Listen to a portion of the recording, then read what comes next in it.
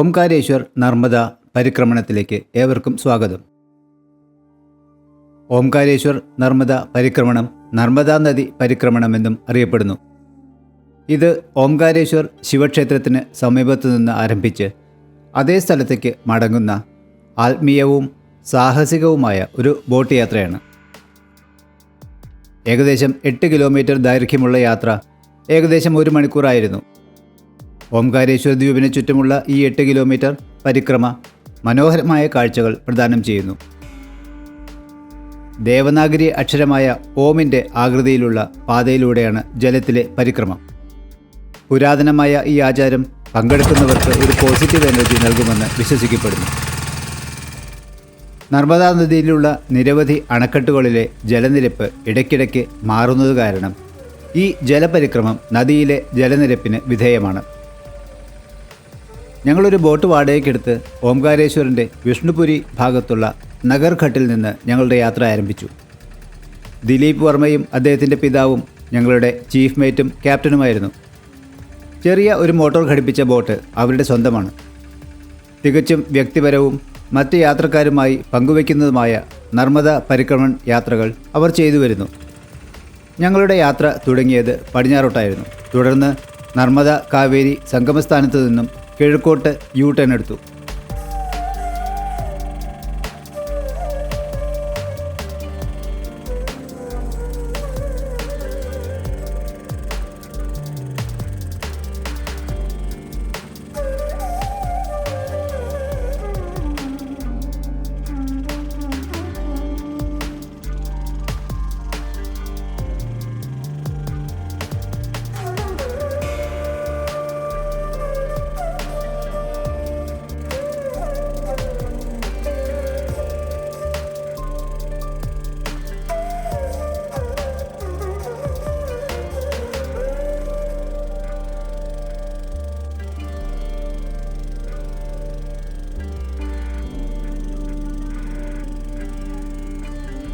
മഹാവിഷ്ണുവിൻ്റെ വിരാട് രൂപ പ്രതിമ, വിഷ്ണുപുരിയെയും ശിവപുരിയെയും ബന്ധിപ്പിക്കുന്ന 3 പാലങ്ങൾ, മധ്യപ്രദേശിലെ നർമ്മദയുടെ കൈവഴിയായ കാവേരിയുടെയും നർമ്മദാ നദിയുടെയും ലയന കേന്ദ്രമായ സംഗം പോയിന്റ് എന്നിങ്ങനെ ബോട്ട് സവാരിക്കിടയിൽ നിരവധി പ്രാധാന്യമുള്ള കാര്യങ്ങൾ കാണാൻ കഴിയും. യാത്രക്കിടയിൽ കരയിൽ കുറേ സ്നാൻഘട്ടുകൾ, അതായത് കുളിക്കടവുകൾ കാണാം. അവിടെ ഒരാൾക്ക് വിശുദ്ധ നർമ്മദാ നദിയിൽ മുങ്ങി ബലിതർപ്പണവും അത്തരം ചടങ്ങുകളും ചെയ്യാവുന്നതാണ്. നഗർഘട്ട്, നവീൻ ഘട്ട്, സംഗം പോയിന്റ്, ഗോമുഖ് ഘട്ട് എന്നിവയാണ് ഓംകാരേശ്വറിലെ പ്രധാന ഭൂപ്രദേശത്തുള്ള ചില സ്ഥലങ്ങൾ. അവിടെ നമുക്ക് മുങ്ങി തർപ്പണം ചെയ്യാം.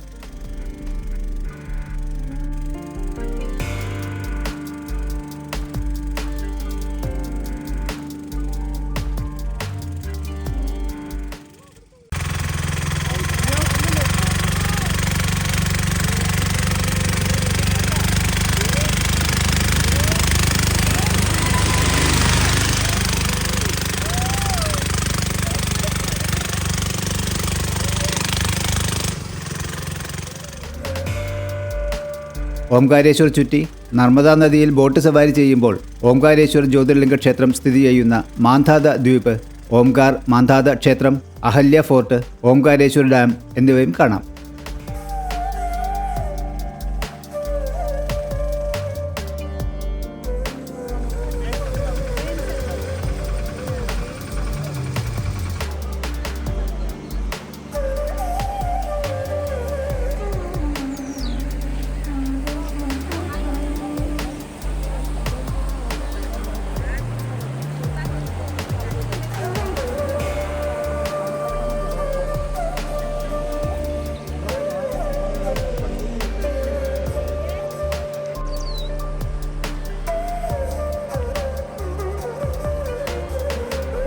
നർമ്മദ 2 ശാഖകളായി ഒഴുകുന്നതിനാൽ അത് ഓംകാരേശ്വർ ദ്വീപായി മാറുന്നു. വടക്കു ഭാഗത്തുള്ള ശാഖ ഇടുങ്ങിയതും ഉയർന്ന ജലസമയത്ത് സഞ്ചരിക്കാവുന്നതുമാണ്. അതേസമയം വിശാലമായ തെക്ക് ശാഖ മിക്കവാറും എല്ലാ സമയത്തും സഞ്ചരിക്കാവുന്നതാണ്.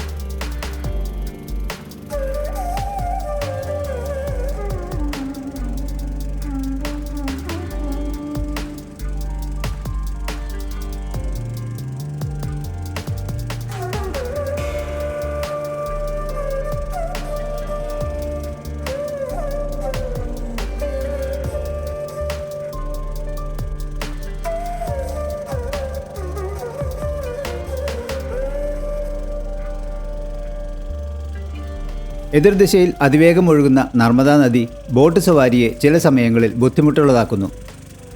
ചിലയിടങ്ങളിൽ ബോട്ട് കൈകൊണ്ട് വലിക്കുന്നതും തള്ളുന്നതും അതുപോലെ നീളമുള്ള വടി കൊണ്ട് തുഴയുന്നതും കാണാം.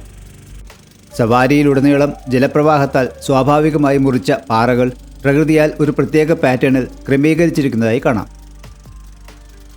ശിവപുരി എന്നറിയപ്പെടുന്ന മാന്ധാത ദ്വീപിന് ഐതിഹാസിക ഹിന്ദു രാജാവായ മാന്ധാതയുടെ പേരാണ് നൽകിയിരിക്കുന്നത്. 13-ാം നൂറ്റാണ്ടിലെ ഹിന്ദു ആരാധനാലയമായ സിദ്ധനാഥ ക്ഷേത്രം മാന്ധാത ദ്വീപിൻ്റെ പീഠഭൂമിയിലാണ് സ്ഥിതി ചെയ്യുന്നത്. ദ്വീപ് സന്ദർശിക്കുന്ന തീർത്ഥാടകരുടെ പ്രധാന ആകർഷണമാണ് ഓംകാരേശ്വർ ക്ഷേത്രമെന്നും അറിയപ്പെടുന്ന ഓംകാർ മാന്ധാത ക്ഷേത്രം. പവിത്രമായ 12 ജ്യോതിർലിംഗങ്ങളിൽ ഒന്നാണിത്. എല്ലാ ദിവസവും ആയിരക്കണക്കിന് തീർത്ഥാടകരും ഒരു കൂട്ടം വിനോദസഞ്ചാരികളും ഓംകാരേശ്വർ ജ്യോതിർലിംഗ ക്ഷേത്രം സന്ദർശിക്കുന്നു. നർമ്മദാ നദിയിൽ ബോട്ടിൽ നിന്ന് കാണാൻ കഴിയുന്ന അഹല്യക്കോട്ട പ്രത്യേകിച്ചും ശ്രദ്ധേയമാണ്. മധ്യപ്രദേശിലെ ഓംകാരേശ്വറിലാണ് കാവേരിയും നർമ്മദയും സംഗമിക്കുന്നത്. നർമ്മദയുടെ ഉത്ഭവസ്ഥാനത്ത് നിന്ന് 882 കിലോമീറ്റർ അകലെ മാന്ധാതയ്ക്ക്, അതായത് ഓംകാരേശ്വറിന് സമീപം നർമ്മദാ നദിയിൽ ഇത് സംഗമിക്കുന്നു. നർമ്മദാ നദി ഓംകാരേശ്വറിന് സമീപം 2 ശാഖകളായി പിരിഞ്ഞ് ഒരു ദ്വീപായി മാറുന്നു. ഒരു ശാഖയെ നർമ്മദ എന്നും മറ്റേതിനെ കാവേരി എന്നും വിളിക്കുന്നു. 2 ശാഖകളും ദ്വീപിൻ്റെ മറ്റേ അറ്റത്ത് ചേരുന്നു. ഇത് സംഗം പോയിന്റ് എന്നറിയപ്പെടുന്നു. നർമ്മദ കാവേരി സംഗമം 2 നദികളുടെ സംഗമസ്ഥാനമാണ്. ഇന്ത്യയിലെ ഏറ്റവും പവിത്രമായ നദികളിലൊന്നായാണ് നർമ്മദയെ കണക്കാക്കുന്നത്. നർമ്മദയിൽ കുളിക്കുന്നത് എല്ലാ പാപങ്ങളും ശുദ്ധീകരിക്കുമെന്ന് വിശ്വസിക്കപ്പെടുന്നു. ഓംകാരേശ്വർ ക്ഷേത്രം ഒരു പ്രശസ്തമായ വിനോദസഞ്ചാര കേന്ദ്രമാണ്. ഹിന്ദുക്കളും ശിവഭക്തരും നിർബന്ധമായും സന്ദർശിക്കേണ്ട ഒരു മതകേന്ദ്രവുമാണ്. മുകളിൽ നിന്ന് നോക്കുമ്പോൾ മാന്ധാത ദ്വീപ് ഓം എന്ന പവിത്രമായ ഹിന്ദു ചിഹ്നമായി കാണപ്പെടുന്നു. അതിനാൽ ഓംകാരേശ്വർ എന്ന പേര് ലഭിച്ചു. ഒരു പുണ്യ ഹിന്ദു തീർത്ഥാടന കേന്ദ്രം 12 ജ്യോതിർലിംഗങ്ങളിൽ ഒന്ന് ഉൾക്കൊള്ളുന്നു. നർമ്മദാ പരിക്രമയിൽ ഒരു പ്രധാന പങ്ക് വഹിക്കുന്നു. നർമ്മദാ നദിയുടെ തീരത്തുകൂടിയുള്ള കഠിനമായ ട്രെക്കിംഗ് ഉൾക്കൊള്ളുന്ന തീർത്ഥാടനമാണിത്.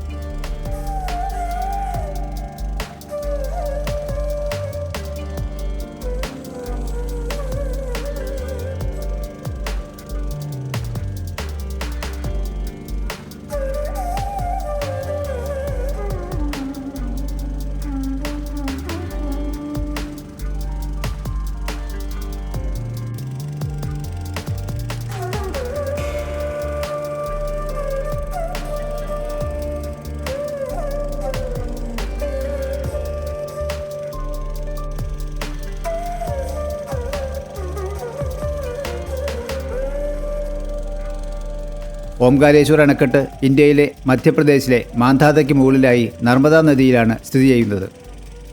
2003-നും 2007-നും ഇടയിൽ നിർമ്മിച്ച കോൺക്രീറ്റ് അണക്കെട്ടാണിത്. അണക്കെട്ടിന് താഴെ സ്ഥിതി ചെയ്യുന്ന ഓംകാരേശ്വർ ക്ഷേത്രത്തിൻ്റെ പേരാണ് ഈ അണക്കെട്ടിന് നൽകിയിരിക്കുന്നത്. 520 മെഗാവാട്ട് ശേഷിയുള്ള ജലവൈദ്യുത നിലയമുള്ള അണക്കെട്ടിന് 949 മീറ്റർ നീളവും 33 മീറ്റർ ഉയരവുമുണ്ട്. അണക്കെട്ടിൻ്റെ റിസർവോയർ വിനോദസഞ്ചാരത്തിനായി ഉപയോഗിക്കുന്ന ദ്വീപുകൾ സൃഷ്ടിച്ചു. അണക്കെട്ട് ജലസേചനത്തിനായി വെള്ളവും നൽകുന്നു.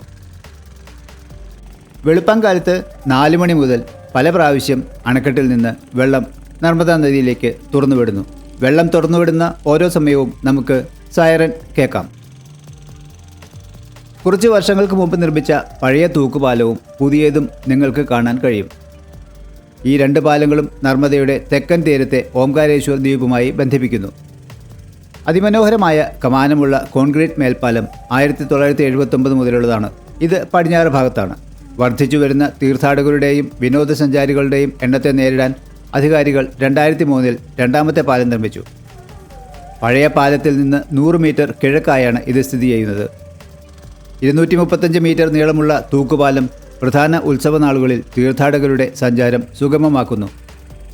2 പാലങ്ങളുണ്ടെങ്കിലും ദ്വീപിലേക്കുള്ള ഏറ്റവും ഇഷ്ടപ്പെട്ട പ്രവേശനമാർഗം ബോട്ട് വഴിയാണ്. ഓംകാരേശ്വർ ദ്വീപിലേക്കുള്ള ബോട്ട് യാത്രയ്ക്കുള്ള ഏറ്റവും പ്രധാനപ്പെട്ട സ്ഥലമാണ് പ്രധാന കരയിലുള്ള ഗോമുഖ് ഘട്ട്.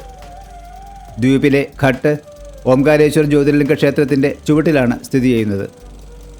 ഓംകാരേശ്വറിലെ തീർത്ഥാടകർ ദ്വീപിൻ്റെ കരയിലൂടെയും നടന്ന് പരിക്രമണം നടത്താറുണ്ട്. എന്തായാലും നർമ്മദ നദിയിലൂടെയുള്ള ബോട്ട് സവാരി വളരെ സന്തോഷകരമായിരുന്നു. പ്രകൃതിയെക്കുറിച്ചും ഓംകാരേശ്വരത്തെക്കുറിച്ചും ധാരാളം കാര്യങ്ങൾ പഠിക്കുവാൻ കഴിഞ്ഞു. ജീവിതത്തിൽ ആരും കാണാതെ പോകരുതാത്ത ഒന്നാണിത്. നല്ലൊരു വീഡിയോയുമായി വീണ്ടും അടുത്ത് തന്നെ നമുക്ക് കാണാം.